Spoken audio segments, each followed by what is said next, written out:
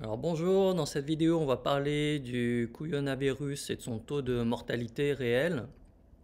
On va prendre notamment un cas très intéressant, c'est le cas du bateau Diamond Princess, puisque c'est un bateau qui était en quarantaine pendant un mois. On va extrapoler sur la France, et puis ensuite on va étudier les chiffres mondiaux en Chine, en Corée et surtout en Italie, puisque c'est proche de chez nous, et que le virus a l'air très très violent et très très méchant là-bas. Et donc ça permettra de faire un parallèle avec la France. Et enfin, je vous dirai à la fin quand même pourquoi faut se détendre, pourquoi il faut arrêter de psychoter et d'avoir peur, même si c'est un virus très méchant. Alors, pour ceux qui regardent l'actualité, je sais que vous êtes nombreux, il y a eu le cas du bateau Diamond Princess, euh, donc, qui a été infecté par le coronavirus. Donc il y avait 3711 passagers, le nombre d'infectés a été d'environ 700, ce qui fait un taux d'infection, on va dire, de 18,86%. Alors je mets entre guillemets les infectés parce que je vais en parler après, on verra. Et là, ça y est, la dernière personne qui était infectée a été guérie. Et donc on a le nombre de morts officiel qui est de 7. Il y a eu 7 morts. Ce qui fait donc un taux de mortalité sur le nombre d'infectés de 1%. Donc évidemment, ça fait toujours 7 morts de trop. Si on calcule le taux de mortalité sur le nombre total de passagers, ça fait 0,19%. Et ce qu'il faut bien comprendre, c'est que c'est un bateau, un paquebot, donc il y a une promiscuité, tout le monde vit ensemble, tout le monde mange au même endroit, avec du personnel qui est en contact avec tout le monde. Et en plus, ils ont été en quarantaine pendant un mois, donc c'est vraiment je dirais le scénario idéal pour un virus, pour un méchant virus, c'est de se retrouver sur un espace clos où tout le monde est confiné et tout le monde s'échange les méchants virus. Alors ce qui n'a pas été trop communiqué, c'est l'âge moyen sur ce paquebot qui était de 58 ans, avec un tiers des passagers qui avaient plus de 70 ans. Donc là, on se retrouve dans un cas un peu extrême, c'est-à-dire où tout le monde est dans le même bateau, pour ainsi dire. Et donc, on peut estimer que c'est vraiment le cas le pire qui puisse arriver. Donc, on va extrapoler. Mais avant ça, on va parler des tests. Ce qui est très étonnant, c'est que à l'époque, le coronavirus n'existait, enfin, n'était pas encore détecté. Donc la question que les plus complotistes d'entre nous se posent, c'est comment ils ont fait pour détecter le couillonavirus sur un paquebot, parce que, je vous rappelle, pour tester, détecter le coronavirus, le couillonavirus, il faut des moyens technologiques importants. C'est-à-dire que, il faut faire des prélèvements. 2, il faut envoyer ça à des laboratoires. 3, un laboratoire qui est capable donc de séquencer, il me semble que c'est le terme exact, le virus, donc reconnaître les bouts de virus, leur codage ARN. Et comme ça ne suffit pas, ils sont obligés de les multiplier par technologie PCR, ce qui fait que à la fin, ils sont pas sûrs en fait. Ils sont pas sûrs, donc l'OMS, attention, l'OMS admet publiquement que les tests ne sont pas fiables, puisqu'ils disent sur leur site, alors ils l'ont peut-être enlevé, mais en tout cas il y a quelques jours ils le disaient encore, un ou plusieurs tests négatifs ne veulent pas dire qu'il n'y a pas de coronavirus. Et donc, grosso modo, la fiabilité du test PCR sur le couillonavirus est de 30 à 50%. Donc au mieux, une chance sur deux. Voilà, donc en fait, si vous prenez une pièce de monnaie, alors j'en ai pas sur moi, c'est dommage. Si vous prenez une pièce de monnaie, vous jouez pile ou face, vous avez autant de chances de détecter, d'avoir un diagnostic fiable sur le couillonavirus qu'un test PCR qui est à la fois coûteux et qui prend du temps puisqu'il faut que les méchants virus se multiplient. Voilà, donc c'est pour ça que tous les chiffres où les gens sont susceptibles d'avoir le couillonavirus Je les mets entre guillemets, hein, parce que c'est pas fiable du tout. Alors, prenons l'hypothèse terrible où l'ensemble des Français sont tous confinés à Paris, comme sur un géant paquebot, et avec des gens qui sont infectés par le méchant virus. Donc c'est vraiment le cas le pire. Donc il y a 67 millions de Français à peu près. Le taux d'infection sur le bateau était de 18%, ce qui ferait un nombre d'infectés de 12 millions quand même, hein. Avec un taux de mortalité de 1%, ça ferait 126 000 décès. Sachant qu'en France, l'âge moyen est quand même inférieur à celui sur le bateau, il est de 42 ans. Donc ça, c'est vraiment le scénario le pire, sachant qu'en France, évidemment, il y a de l'espace, hein, un peu plus d'espace entre les gens, à part dans les grandes villes. Donc voilà, c'est on va dire le scénario le pire, 126 000 morts. Et là où moi je m'insurge, c'est que certes, c'est une bonne chose, hein, de confiner les gens et de les enfermer dans un appartement avec de l'air vicié et les empêcher d'aller en montagne ou à la plage, parce que là, l'air est bon et puis il y a du soleil et puis c'est dangereux. On prend des coups de soleil, c'est mon cas, hein, d'ailleurs. Mais là où je trouve ça scandaleux, c'est que finalement, pour les autres maladies, le gouvernement ne fait rien. Par exemple, il y a quand même 147 000 cancers par an, donc pourquoi le gouvernement n'interdit pas de fumer? Pourquoi le gouvernement n'interdit pas de polluer? Et puis pourquoi il ne supprime pas le stress, qui sont quand même 3 facteurs voilà, qui peuvent créer le cancer, hein, qui peuvent entraîner des cancers. Il y a 140 000 accidents cardiovasculaires par an, hein, donc souvent c'est plutôt les gens en surpoids qui font fonctionner leurs organes un peu trop fort et le cœur finit par lâcher. Donc pourquoi on n'interdit pas les gens de mal bouffer? Pourquoi on n'interdit pas toute la bouffe industrielle qui crée de l'obésité chez les gens et donc des problèmes cardiovasculaires derrière? Pourquoi il n'y a pas une obligation de faire du sport, puisqu'on sait que le sport est bon pour la santé et pour le cœur, à dose raisonnable évidemment. Le tabac, 60 000 morts, pourquoi on n'interdit pas le tabac en France? On arrive à interdire les gens de sortir, pourquoi on n'interdit pas le tabac? Moi je pense que ça devrait être interdit. Voilà. L'alcool, 30 000 morts par an, pourquoi on n'interdit pas aux gens de boire? Alors j'ai un copain qui est vigneron, il va pas être content, mais on devrait interdire aux gens de boire, c'est pas normal. 30 000 morts par an, c'est un quart des victimes potentielles du coronavirus. Obésité, 55 000 par an. Pourquoi on n'interdit pas tout ce qui est malbouffe, tout ce qui fait grossir, tout ce qui produit de la graisse malsaine?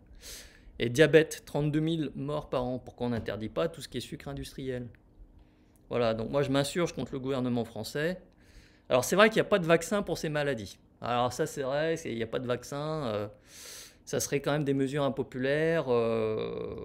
Voilà, si on interdit aux Français de boire du pinard, ils ne seront pas contents. Donc c'est vrai, et puis il n'y a pas de vaccin. Voilà. Alors que là, le virus, moi je suis sûr qu'on va trouver un vaccin. Et qu'en plus, peut-être que ça sera même un vaccin français, attention. Et qu'on obligera les gens à se vacciner parce que ça représente quand même beaucoup de risques. Voilà. Alors, prenons des chiffres concrets. Alors là, c'est au 21 mars, hein, au moment où je fais cette vidéo. Le nombre d'habitants en Chine, ils sont nombreux, hein, 1 386 millions. Le nombre d'infectés officiels, 81 000, ce qui représente un taux d'infection de 0,006%. 3 255 morts, ce qui fait un taux de mortalité sur le nombre d'infectés de 4%, ce qui est pas mal quand même. Bon, après, le taux de mortalité sur la population est de 0,0002%. Ce qui est intéressant en Chine, c'est qu'il y a eu 71 740 guéris, donc 88% des gens qui étaient, entre guillemets, infectés ont été guéris. Donc bravo à la médecine chinoise.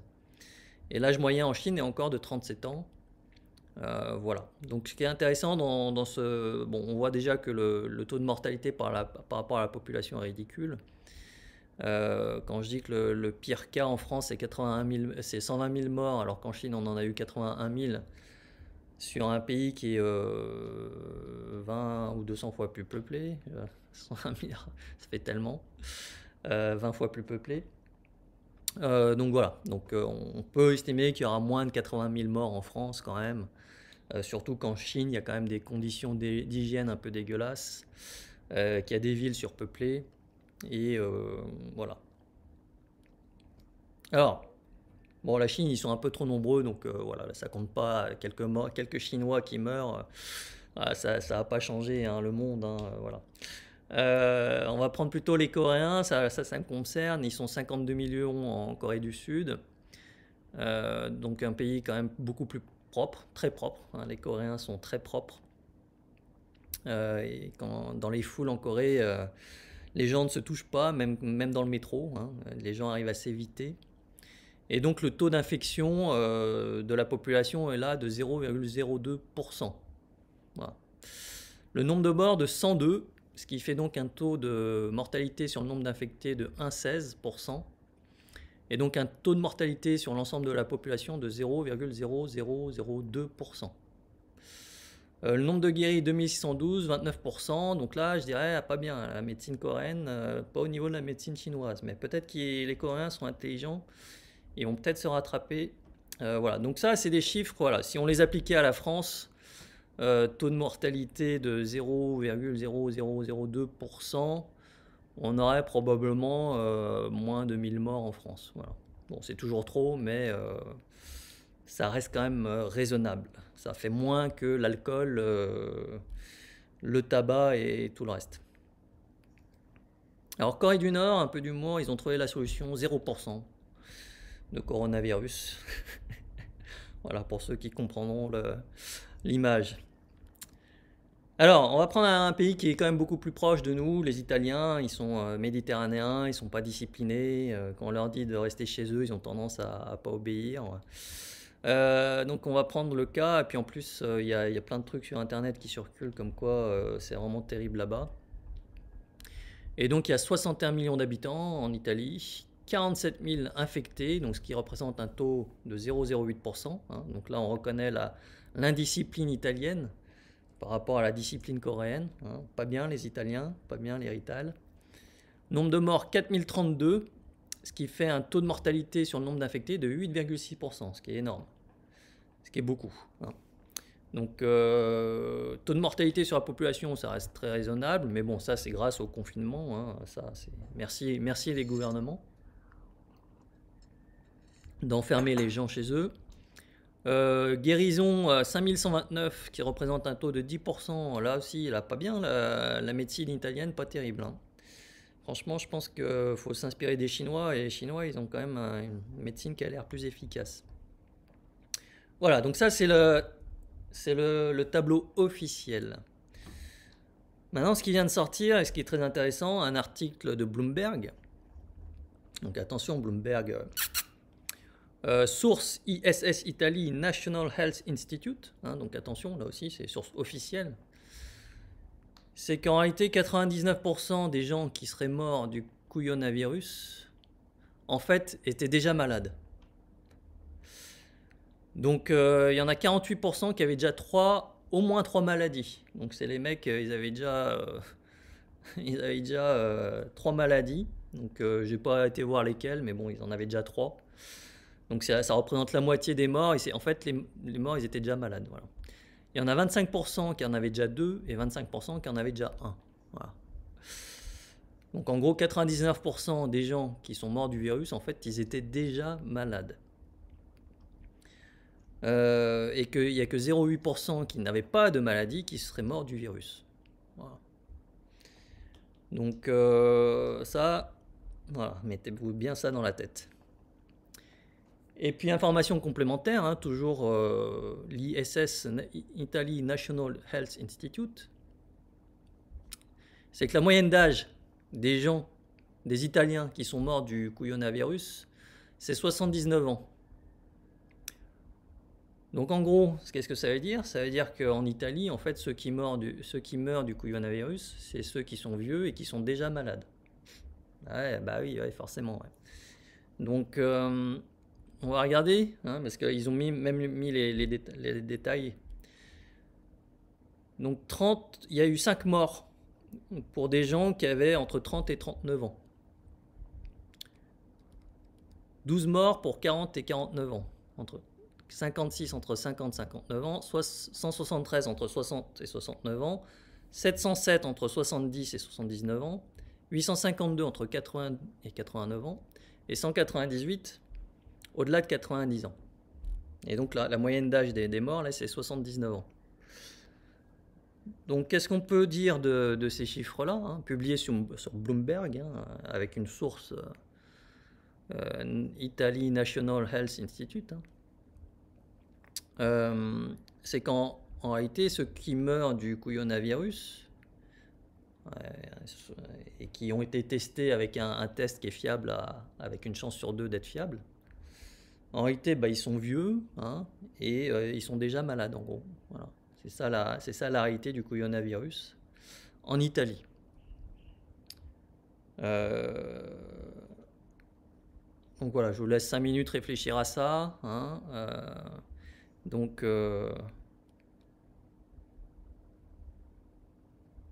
alors ça, j'en ai déjà parlé dans ceux qui ont acheté ma formation et qui ont reçu le bonus sur le couillonavirus. C'est qu'il y a des points communs en fait dans les régions qui sont touchées par le couillonavirus et d'autres facteurs. Donc quand on dit point commun, on dit corrélation, ce qui n'est pas une causation, hein, mais c'est une corrélation.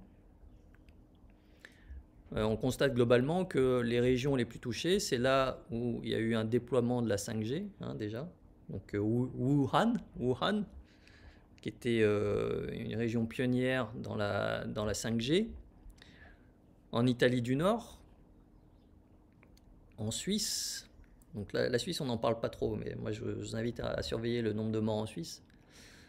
Et comme par hasard, en France, par exemple, c'est la région d'Alsace qui est frontalière avec l'Italie et la Suisse. Enfin, plutôt la Suisse surtout. Le Linky, alors ça, c'est une intuition aussi, hein. Par exemple, en Iran, c'est la guerre en fait. C'est quand les Américains ils ont bombardé un peu partout en Irak, en Iran, enfin en Irak, etc. Et, tous les Iraniens se sont trouvés, ont eu des problèmes respiratoires. Donc là-bas, en plus, comme ils ont un embargo, ils n'ont pas les médocs. Donc c'est pour ça qu'il y a eu pas mal de morts en Iran. Donc moi, je ne vais pas faire le boulot pour vous, je l'ai fait un peu pour mes clients, mais à vous de le faire.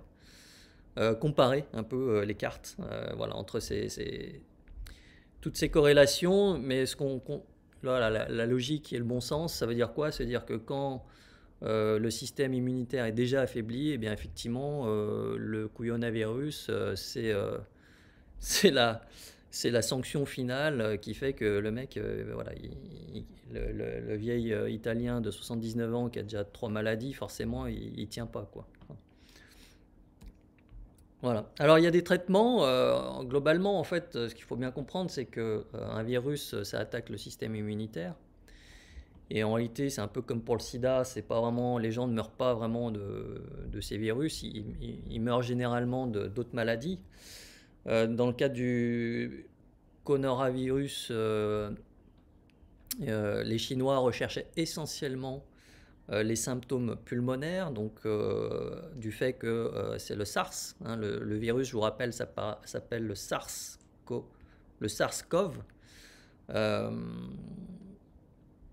Et donc les gens en fait meurent de pneumonie, voilà, c'est surtout ça. Donc après ils peuvent mourir d'autres choses, voilà, mais donc les traitements qui sont en réalité efficaces, ils ne sont pas efficaces contre le virus, parce qu'encore une fois, le virus c'est une information, c'est une protéine avec de l'ARN dedans, donc on n'arrive pas à le tuer en réalité. Mais par contre, les traitements qui luttent contre les bactéries et les maladies existantes, normalement peuvent aider justement la personne à se battre contre ces maladies et à être plus efficace pour se battre contre les méchants virus. Voilà. Donc il y a différents traitements qui apparaissent sur Internet, plutôt les traitements anti-malaria, il me semble, comme la chloroquine. Donc c'est ce que Trump a débloqué aux États-Unis. Et en France, coïncidence, alors là, vraiment, il y en a, ils vont me traiter de complotiste, mais bon, c'est vraiment moi, non, voilà, c'est pas un complot, c'est une pure coïncidence, hein. c'est que Agnès Buzyn, notre ex-ministre de la Santé, qui je rappelle est mariée à Monsieur Lévy, qui est un spécialiste des virus, directeur de l'INSERM, eh bien, Madame Buzyn, le 13 janvier 2020, elle a fait classer la chloroquine en substance vénéneuse. Voilà. Donc, pour ceux qui n'ont pas vu, il y a le docteur Raoult qui essaye de faire un peu de résistance, qui a fait des tests avec la chloroquine et l'azithromycine, qui est un antibactérien également. Et donc la chloroquine, depuis donc, le 13 janvier 2020, eh bien, elle est dans les substances vénéneuses. Voilà, c'est quelque chose que vous ne pouvez plus acheter comme ça. Je crois que maintenant, il va falloir passer par une ordonnance d'un médecin qui a probablement pour consigne de ne pas en donner parce que ça pourrait être dangereux. Voilà, dangereux pour la santé des Français. Mais voilà, donc ça, c'est des coïncidences malencontreuses, vraiment. Faut pas voir le mal partout. Voilà, le docteur Raoult, voilà, il est barbu, il a des lunettes, il a des cheveux blancs. Moi, je dis, on peut pas vraiment lui faire confiance à ce gars-là. Donc, quand il dit que la chloroquine, ça aide finalement au traitement des malades, hein, je crois que les Chinois, c'est ce qu'ils ont fait pour obtenir un taux de 88%. Hein, donc, c'est pas les racines de ginseng hein, qu'ils ont utilisées, les Chinois. Bah voilà, notre ex-ministre de la Santé, attention, hein, elle l'a classé en substance vénéneuse. Donc vous pouvez vérifier sur le legifrance.gouv, hein, l'arrêté du 13 janvier, voilà, donc je vous mets la référence là-dessus. Alors en conclusion, si vous êtes vieux, hein, donc plus de 70 ans, hein, aujourd'hui plus de 70 ans et que vous êtes déjà malade, il faut absolument vous inquiéter effectivement et prendre des mesures pour votre santé. Voilà. Malheureusement, le système de santé français est complètement corrompu. Donc là, en disant ça, je vais me faire taper dessus. Mais bon, la médecine allopathique, ça fait disparaître les symptômes, ça ne rend pas la bonne santé. Donc, moi, je vous conseille quand même de regarder. Il y a de plus en plus de vidéos sur Internet sur les moyens d'être en bonne santé plutôt que les moyens de soigner des maladies.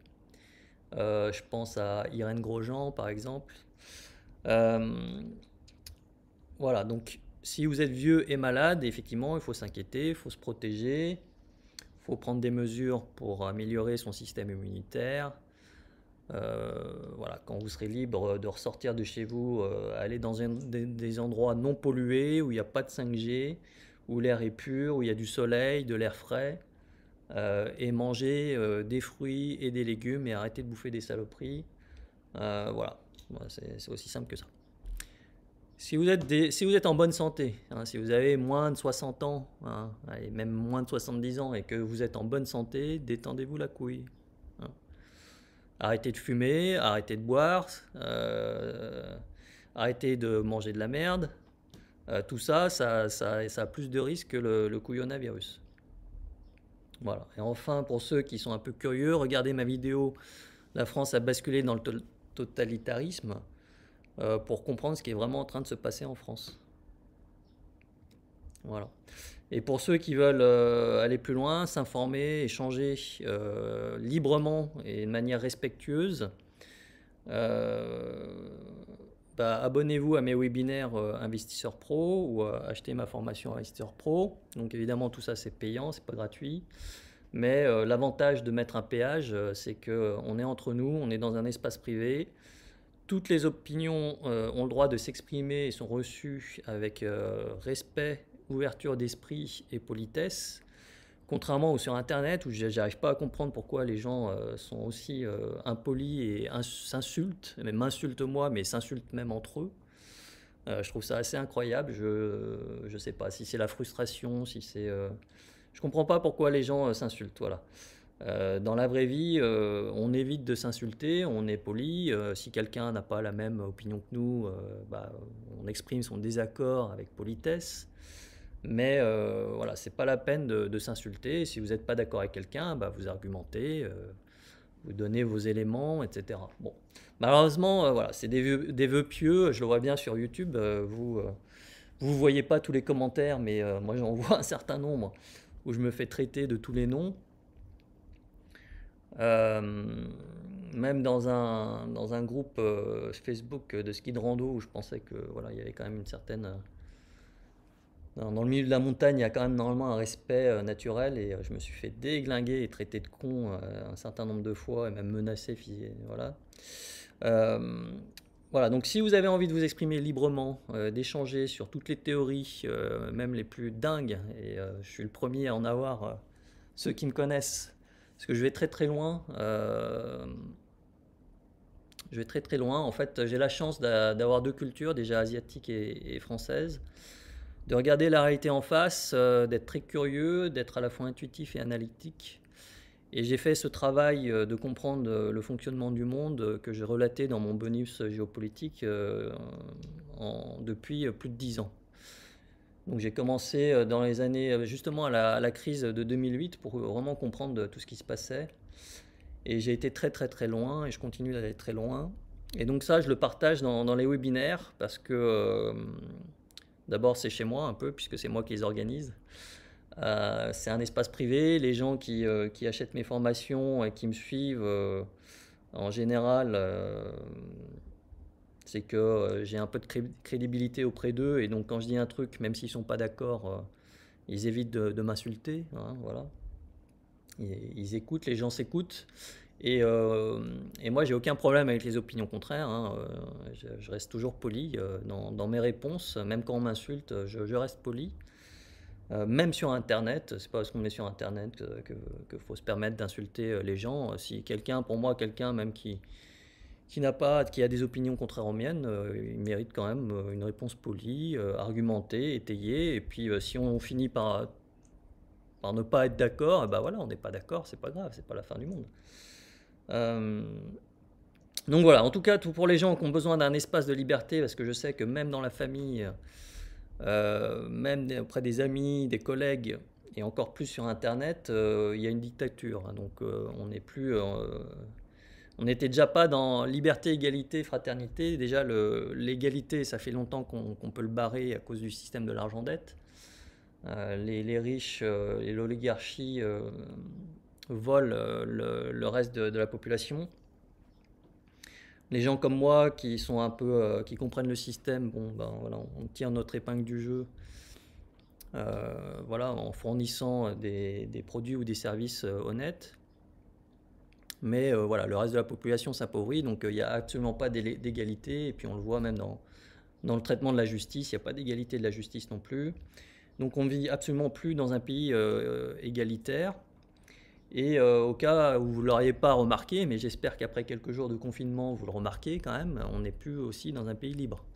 Liberté, on peut le barrer aussi. On n'a pas le droit d'exprimer toutes ses opinions. Pour vous qui êtes coincés en France, alors moi je suis sur une île hein, pas tropicale où il n'y a pas grand monde, il n'y a même plus de touristes. Donc j'ai le droit de profiter de l'air pur encore, d'aller sur la plage et d'aller nager. Mais voilà, pour ceux qui sont confinés, alors même si c'est pour des très bonnes raisons, il faut limiter la propagation du méchant virus qui tue les vieux et les malades. On est d'accord, mais en attendant, la liberté, vous pouvez vous l'acquérir. Voilà où je pense. Donc on n'est plus dans un pays libre, on n'est plus dans un pays égalitaire, et il n'y a plus que la fraternité. Et la fraternité, ceux qui s'inscrivent à mes formations et participent à mes webinaires, on a encore un peu de fraternité pour avoir des opinions contraires et ne pas suivre les opinions du gouvernement et des médias et de la majorité des Français maintenant. Donc c'est tout ce qui nous reste. Voilà, de la fraternité, un peu d'intelligence, un peu d'analyse et la capacité à encore prendre quelques décisions financières qui nous soient favorables en attendant que le monde tombe définitivement dans le totalitarisme à tous les niveaux.